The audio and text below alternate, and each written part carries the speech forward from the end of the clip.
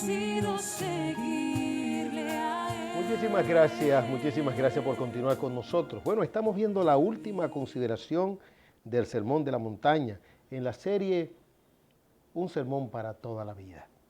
Estamos viendo que el final es lo que determina la veracidad de la fe y que un verdadero creyente, a la luz del Sermón de la Montaña, no es un mero oidor, sino un hacedor de la palabra. Permítanme, por favor, leer nuevamente este versículo 24. Por tanto, cualquiera que oye estas palabras mías y las pone en práctica. Ahora, observe usted cómo dice el versículo 26. Y todo el que oye estas palabras mías y no las pone en práctica. Mire qué contraste. El que oye y la pone en práctica.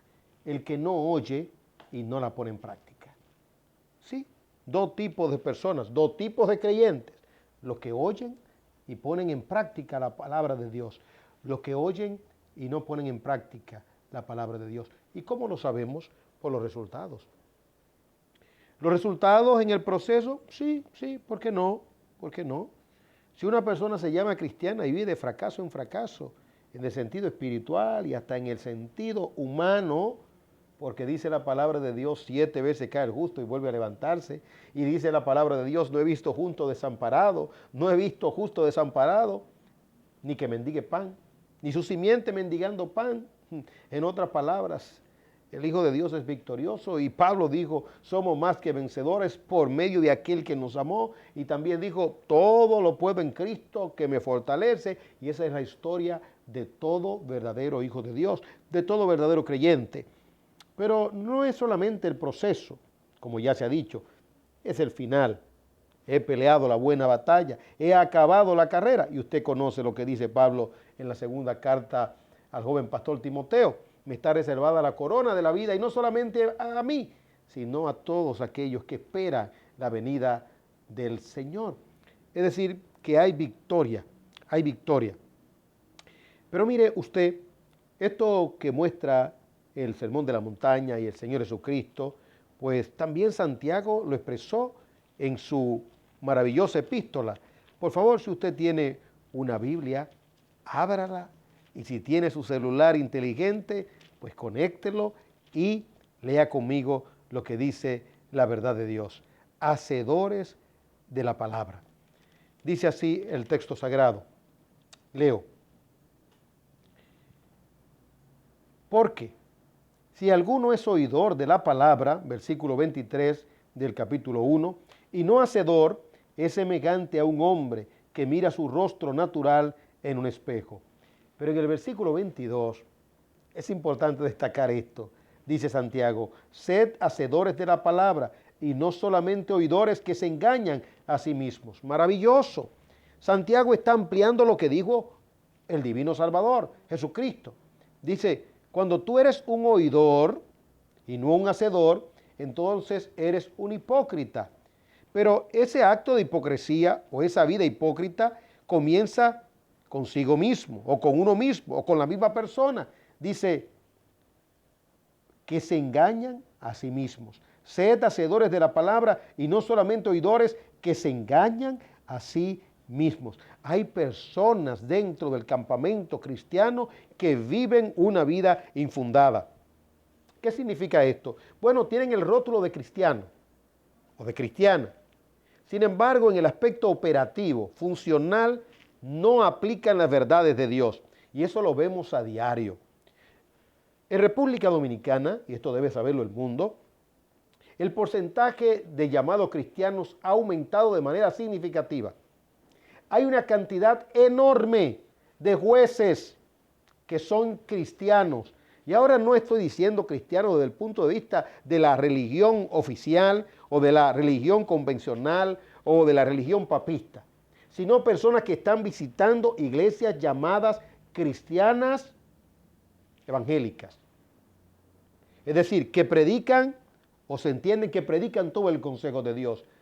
Una cantidad significativa de jueces y juezas, una cantidad significativa de fiscales y fiscalas, si se quiere decir así, una cantidad significativa de médicos, de doctores y doctoras, una cantidad significativa de empresarios, una cantidad significativa de militares. De hecho, hasta el señor presidente de la República, sin caer en la indiscreción, tiene muchas personas detrás de él, cercanas a él, que profesan la fe cristiana. En los lugares de humilde condición, personas domésticas que trabajan en casas suntuosas, en palacios lujosos y que allí dejan caer la verdad de Dios. ¿Acaso no habría una revolución espiritual si todos los cristianos confluyéramos en la verdad del Sermón de la Montaña, en la verdad de Dios, de todo el consejo presentado en la Biblia? ¿Habría necesidad de protestar con pancartas? Bueno, no está de más que protestemos, ni que vayamos al palacio, ni que vayamos al Congreso. Todo eso está bien, dice la Biblia, en toda labor hay fruto. Sin embargo, si cada uno de esos creyentes hiciera su labor poderosa, no habría necesidad de nada de eso. Si la sal se incrustara en la carne y si la luz disipara las tinieblas, fuera esto realmente glorioso. No queremos azúcares, turrones de azúcares o de azúcar, sino turrones de sal. ¿Por qué? Porque si la sal no sirve para nada, es echada fuera y hollada por los hombres. Influencia cristiana. Dice Santiago, oidores de la palabra. Y entonces se cae en un estado de hipocresía y nos engañamos a nosotros mismos. Pero si la fe es fuerte y es robusta, los resultados indiscutiblemente se van a ver, se van a cuantificar. Esa influencia será poderosa.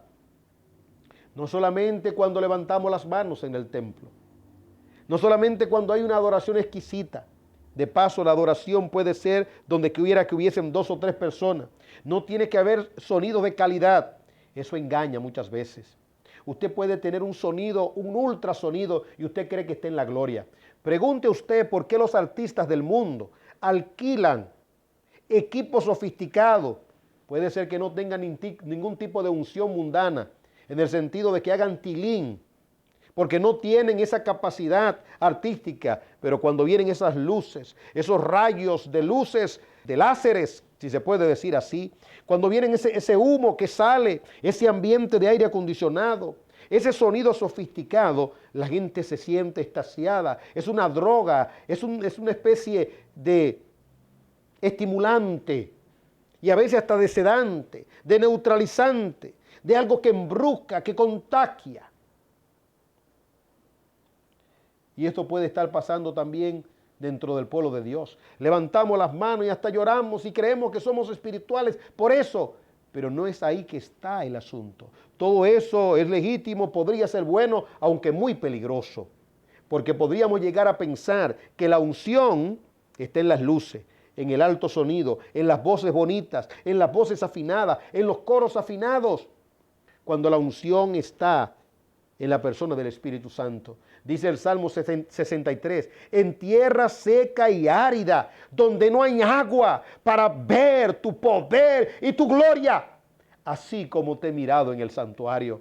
En otras palabras, en la escasez, donde no hay piano, donde no hay guitarra eléctrica, donde no hay sonidos sofisticados, Señor, allí te alabo, donde no hay estímulos externos. La música cristiana de los grandes cantantes llamados cristianos, esa música se ha convertido en terapéutica. Y para mí es maravillosa esa música. De hecho, la escucho mientras estoy trabajando. Miles y millones de personas. Las entradas que hay en esas páginas de YouTube muestran que millones de personas acceden cada día a esas páginas para estudiar con esa música cristiana, y eso está muy bien. Lo que estamos diciendo es que esa música ha venido a ser una música terapéutica, glorioso, pero no es óbice ni es razón para decir que necesariamente es el resultado de una fe verdadera, genuina, auténtica. podría hasta ser engañoso esto, donde se muestra la veracidad de lo que se está diciendo. Siga conmigo, por favor. Porque si alguno es oidor de la palabra y no hacedor, es semejante a un hombre que mira su rostro natural en un espejo, pues después de mirarse a sí mismo e irse inmediatamente, se olvida de qué clase de persona es. ¿Usted escuchó? En otra palabra, la idea del sermón de la montaña, la idea de ser oidor de la palabra es un cambio de conducta. Como veremos en otras exposiciones con relación al Sermón del Monte, cuando entremos a la parte aplicativa, porque así desglosaremos el Sermón del Monte en las próximas semanas, en su aspecto aplicativo, veremos que el propósito del Sermón del Monte es llevarnos a ser diferentes. Desde el principio el Señor muestra la necesidad de que seamos diferentes. En otras palabras, el consejo de Dios, la verdad de Dios, debe de ir renovando mi entendimiento y debo de ir progresando en santidad. Pero algunos con una gracia barata dicen, oh, no. Hay la opción de tener éxito en el proceso de santificación y puede ser que no se tenga éxito en el proceso. Hay personas que han llegado a decir, y esto produce un dolor grande en los verdaderos creyentes, que bueno, un creyente puede permanecer en pecado e ir al cielo. Pero ¿a quién se le puede ocurrir una cosa así? Cuando dice la Biblia que los hijos de Dios, los nacidos de Dios, no practican el pecado, no viven en el pecado. Un creyente cuando peca tiene temor de Dios. ¿Por qué? Porque tiene el Espíritu de Dios dentro de él y conoce la dimensión de la santidad de Dios. Lógicamente que no la conoce en su justa dimensión, pero conoce de esa santidad y que Dios es fuego abrasador. Bueno, Santiago dice, se mira en el espejo, pero si solamente es oidor, no cambia, busca subterfugio y dice, esto es muy fuerte, esto no se puede lograr, lógicamente no quiere pagar el precio de qué, bueno, de la autocensura. No quiere pagar el precio de lo que llamó Juan Calvino como la suma de la vida cristiana, la autonegación. No quiere haber autonegación. El mundo con sus mieles, el mundo con sus encantos, Tesalónica con sus luces, llama la atención. Oh, no. Y entonces comienza a torcer las escrituras. Dice, bueno, yo estaba en esta condición, el Señor me llamó en esta condición. ¿Te llamó el Señor siendo prostituta? Pues quédate así, porque tú vives de eso. Te llamó el Señor, pues haciendo una función que promueve la mundanalidad del pecado. ¿Tú vives de eso? Quédate así. ¿O no?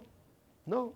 En un verdadero creyente no se da, porque el espíritu de santidad le hace romper con el mundo. No es verdad que va a ganar dinero de una ocupación ilegítima, ilícita, no desde el punto de vista de los hombres, desde el punto de vista de Dios, y entonces va a depositar sus recursos financieros, sus diezmos y ofrendas, de una actuación, de una acción ilícita. A eso le llamamos callar la conciencia. Es, como dice Santiago aquí, engañarse a sí mismo. Dice nuevamente Santiago, sed hacedores de la palabra y no solamente oidores que se engañan a sí mismos. Una vida infundada de engaño y el final es lo que expresa y lo que determina eso. En cambio, Santiago dice, pero el que mira atentamente a la ley perfecta, a la ley de la libertad y permanece en ella, no habiéndose vuelto un oidor olvidadizo, sino un hacedor eficaz, este será bienaventurado, no en lo que cree, bienaventurado en lo que hace. Entonces el Señor Jesucristo dice, bien, oyes la palabra, eso es maravilloso, pero tienes que ser hacedor. Oyes la palabra y solamente eres oidor, se verá. ¿Por qué y de qué forma? Bueno, se verá si eres oidor y hacedor, porque tendrás éxito, dice el texto. Y cayó la lluvia, y vinieron los torrentes, soplaron los vientos y azotaron aquella casa, pero no se cayó porque había sido fundada sobre la roca. Ahora escuchad bien cómo dice del otro lado. Y todo el que oye estas palabras y no las pone en práctica, será semejante a un hombre insensato que edificó su casa sobre la arena y cayó la lluvia y vinieron los torrentes, soplaron los vientos y azotaron aquella casa y cayó y fue grande su destrucción. No es en vano que el Señor está repitiendo lo mismo cuando dice vinieron, soplaron los vientos, azotaron aquella casa. ¿Por qué? Porque un mismo suceso le ocurre a uno que cree y que hace, y un mismo suceso le ocurre a uno que oye. En el próximo segmento veremos lo que dice Filipenses capítulo 1, el que comenzó en nosotros la buena obra. Pero también veremos lo que dice Romanos capítulo 8. Pero también observaremos lo que dice Judas capítulo 1. Si la vida está fundada sobre la roca, es decir, si se oye y se hace, el éxito está asegurado. Por favor, no caiga en el gancho. Por favor, no se desvíe. No deje que lo seduzcan con canto de sirena y que le presenten un evangelio barato, porque el final será desastroso. Si en nuestro bendito y santo país, digo santo, bueno, porque tiene un escudo y tiene una Biblia, Dios, patria y libertad. Si en nuestro amado país, todos los que nos llamamos cristianos, confluyéramos en este texto, oidores y hacedores, la historia sería totalmente diferente. ¿Podemos hacerlo? Claro, todavía estamos a tiempo. Podemos rectificar, podemos volver sobre los pasos. Contaré más luego la historia de Esther, quien fue indiferente en un momento, pero su tío le hizo una advertencia. Ya hablaremos de esto. No se pierda la totalidad del programa de hoy, porque tenemos cosas edificantes para bien de su vida, de su familia y de toda la nación. Decido seguir.